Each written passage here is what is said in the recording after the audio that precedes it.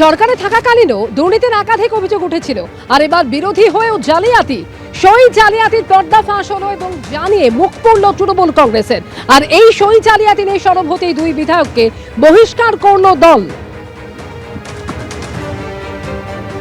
যে সইটা আমার কাছে নিয়ে এসেছিল সিআইডি, সেই সইটা আমার নয়। মিটিং এ গেলে সই করতে করেছিলাম। রেজুলেশনের কাগজে আমাকে যে সইটা আমায় দেখিয়েছে সেই সইটা আমার নয়, কিন্তু আমি মমতাদির বাড়িতে সই করেছিলাম। তার মানে কি আপনার ওই সইটা কি জাল ছিল?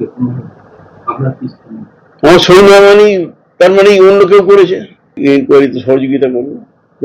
পরিষদীয় দলের বৈঠক নিয়েও যদি কারুর কোনো বিধায়কের কোনো বক্তব্য থাকে, কোনো একটা অভিযোগ থাকে, মনে হয়ে থাকে, তো তাহলে তো সেটা তো দলকে জানাবেন।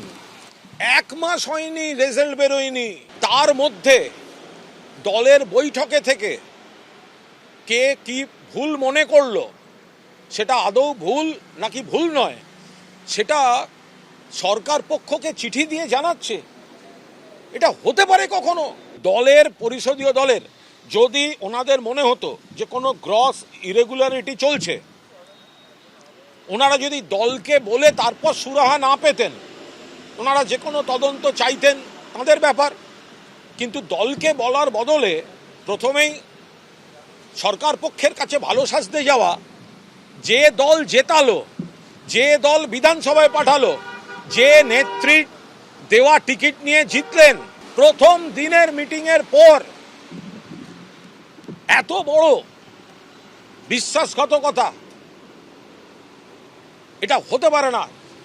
আমি যতটুকু জানি, যতদূর বুঝি, তাতে পরিষদীয় দলে কোনো জালিয়াতি হয়েছে বলে আমি মনে করি না, বা আমি জানি না। একটু আগেই আমার বাড়িতে সিআইডি এসেছিল, ওই জন্য আমার আসতে একটু দেরি হলো। তাদেরকে আমার যখন সইয়ের কথা বললেন, আমি বললাম আমার যে ব্যাংকে অ্যাকাউন্ট আছে, এই ব্যাংকের লোকেরা রোজ এসে আমায় বলে আপনি সই ঠিক করুন। আমি দাঁড়িয়ে করি, বনেটে রেখে করি, হাত পা কেঁপে যায়, তো এমনি আমার শরীর সই উল্টোপাল্টা হয়। তারা এলেন, বসলেন, সই দেখলেন, তো চলে গেলেন, বলে আপনার আর কোনো আছে? জনা 5-6 এসেছিলেন। আমার সই করেছি, এবার তোমরা প্রমাণ করো, আমার তো দায়িত্ব নয়।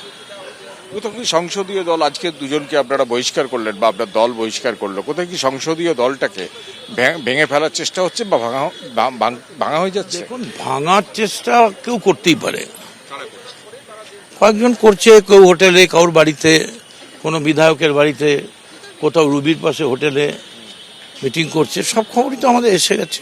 এর কথা বলছেন যেখানে আপনাদেরই এমএলএরা আলাদাভাবে মিলিত হয়েছে, বা একজন এমএলএর বাড়িতে বলছেন যেখানে মিলিত হয়েছে, সেখানে কি আপনার ডাক পড়েছে? এরকম না, আমায় কেউ ডাকে না।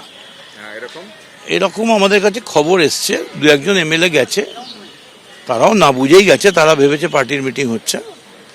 এবং আমার বিশ্বাস, যে দুজনকে দল বহিষ্কার করেছে, এর বাইরে এই মুহূর্তে আর কেউ যাবে না। এবং আমি তাদের কাছে অনুরোধ করব, কোনো বক্তব্য থাকলে আলোচনার তো সুযোগ আছে, আসুন না আমরা একসঙ্গে বসি।